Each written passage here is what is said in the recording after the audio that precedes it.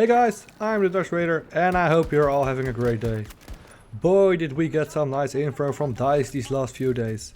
My personal highlight must have been the new map teaser we got. It reminded me so much of Battlefield 4, it's making the tingles even harder for the release. In this video I just wanted to ramble on about my own thoughts before we get to the launch of Battlefield 2042. As you may or may not know, the date is set for November 19th, with early access being available to everyone who pre-ordered on 12th of November. So I have already instructed my girlfriend and family that starting November 12th I am no longer available for anything not life threatening. This of course is a joke, since I still have to go to work and my in-laws sadly. Damn responsibilities. Where are those good days of leaving school at 2:30, being able to play until the sun rises again the very next day. But enough with that existential crisis, onto why you have probably clicked on this video. Battlefield 2042. I was very pleased with the beta, enjoying most of the weapons, and in fact all the specialists, which added a bit of variety again to the franchise.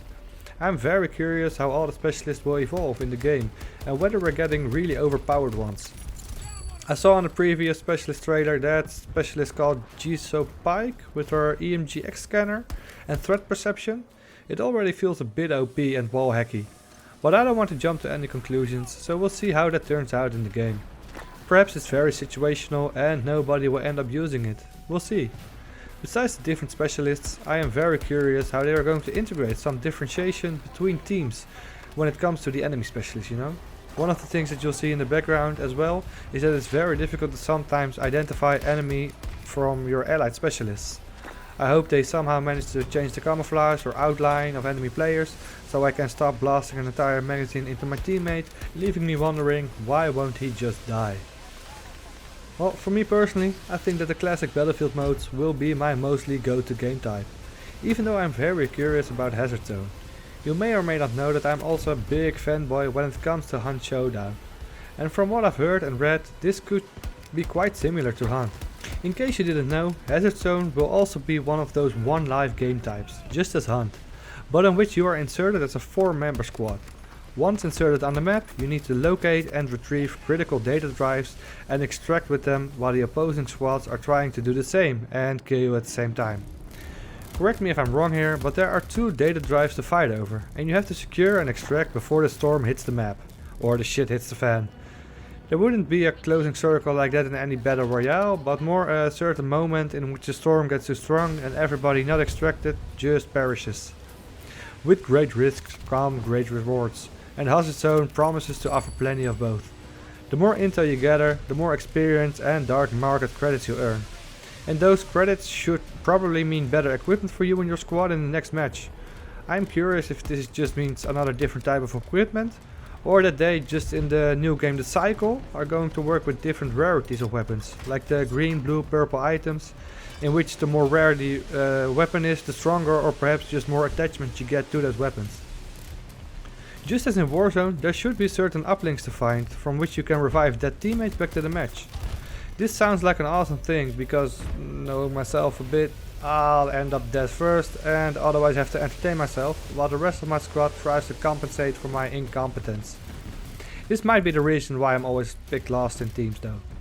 But oh well, shit happens. I can't help that I'm just unlucky. It's probably not because I'm reckless all the time. Now normally this would be the part of the video in which other YouTubers would add their sponsors. But seeing I've barely got 350 subscribers, we are not even close to that. So if you did make it to this part and you aren't subscribed, it would be greatly appreciated if you were. And it's nice to hit that subscribe button and maybe leave a like on this video. Either way, I think you're awesome. Now 2042 comes for me at the right time.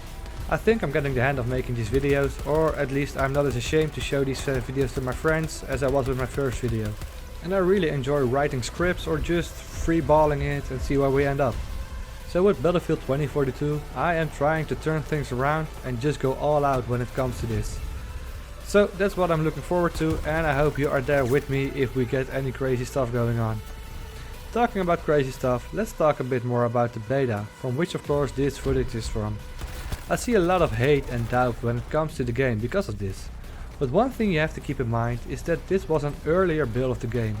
It's not even close to what it is supposed to be on launch. Now this might bite me in the ass in the coming weeks with you guys telling me I was wrong and the game is just as bugged out as the beta was. And hey, if that will be the case, I will apologize, but I just can't think that it will be that bad. And all those big names on YouTube complaining about it are just using the bad stuff about the beta as their clickbait.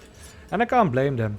If you're only looking at the negative things, then yes, the beta sucks and the game probably sucks as well. With that in mind, of course. But let's try to keep a positive side, or take a look at the positive side. It has been quite a few years since our last modern / slightly futuristic Battlefield game. With World War 1 and 2 themes of the previous titles, it is finally time to once again get back into modern vehicles, fighter jets and some helicopters again. Even though I have a love-hate relationship with these, I might even give them a try once it's released. So for me, 2042 might just be the natural successor to Battlefield 4, which was the most popular Battlefield game ever anyways. And I still have quite a big player games that hopefully comes back to 2042 as well. And you see Battlefield 1 and 5, you would either hate these or love those. I personally enjoyed both as well, although they were a bit different than the classic Battlefield feeling I got from BF4. Now Battlefield 2042 offers that feeling once more, at least I hope so. And there are quite a few things I would like to see different or improved, and I know most of you would agree with me. I'm not going into detail about all of them, because then I turn into another negative commenter, but I will just point out one thing which dates back to the good old days of bad company. It's the destructibility in Battlefield 2042, or to be precise, the lack of. I kind of expected there to be at least some more things to blow up and tear down. There were quite a few buildings which did have some walls that were able to be blown out, but not a single one of them could be destroyed entirely. And for me, that was kind of Battlefield. Back in 4 there was quite a lot of destructibility.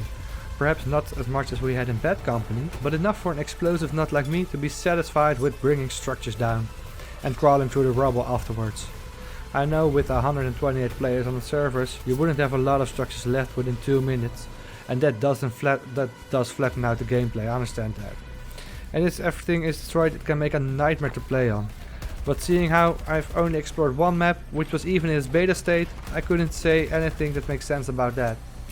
What I do like, and this is a very hot debated point on Reddit, so please don't kill me over it, is the open style of class loadouts.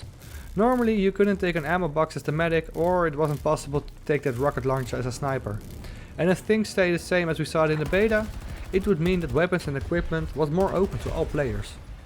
The downside of this is of course that you're not as invested in the different classes, and it might cause some problems with snipers being able to resupply themselves when they lay all the way in the back of the map. This of course isn't really that good if you want your team to at least try to play as a unit and PTFO. But on the other hand, and this is what I like about it, I'm not forced to play a certain kind of role. If I want to run around with a sniper rifle or an assault rifle and still be able to take anti-tank options, I am now able to. And this is what I would enjoy about it. Everybody can play their own preferred style of weapon or equipment without it being exclusive to a single class. Not everybody has to run around with an SMG if you're under attack by enemy armor. You could just switch it out with the rocket launcher, quickly take it out and then go back to sniping or laying down covering fire with that light machine gun. Now again, this is just from what we saw in the beta, and it might be all thrown around when the launch comes. I just sure as shit hope they don't change too much about this. I am very curious how you guys think about this. So if you want to leave your opinion in the comment section, that would be great, so I can get some insight in how you guys, well, actually think, you know. And don't forget that when it comes to the classes and specialists, it is a great way for DICE to monetize the skins and give the player more options to throw money around. And as all the other game features will be free for all players, all the new weapons, maps, game types, it should be free for everybody. And this game, let's be honest, is released in an industry that is trying to maximize its profits. And you can't blame them for it, it's still a business at the end. So if it's not coming from DLCs or other game mechanics, it's gotta be different skins or specialists, shouldn't it? Just as long as it doesn't place any real content or gear behind a paywall, I would be completely happy with that. Companies gotta keep making money, and I like to see different things during the lifespan of a game. So even though I won't be purchasing all the skins or specialists, I do enjoy seeing other people run around with them and adding the variety to the game. So yeah, for a veteran Battlefield player this might feel a bit like a money grab, But do mind that there will be an entire generation coming to this game that is used to games like Warzone or Apex, in which there are tons of customization options, and they will expect the same from Battlefield. That is, if DICE wants to keep its AAA status. So it will be quite a challenge to compete with the Battle Royale type games anyway. I think that Hazard Zone does offer quite a compensator, and I know that you need to quickly find more players to team up with, so I don't make the mistake I did with Warzone and miss out on all that awesome team play. Now, I haven't really talked about Portal because I can't really see how I would play with it. It's one of those things that I first have to play a bit with before I can form an opinion about it. So forgive me for that one. There are loads of clips out there from people who are ranting on about it. Go look for those if you're interested.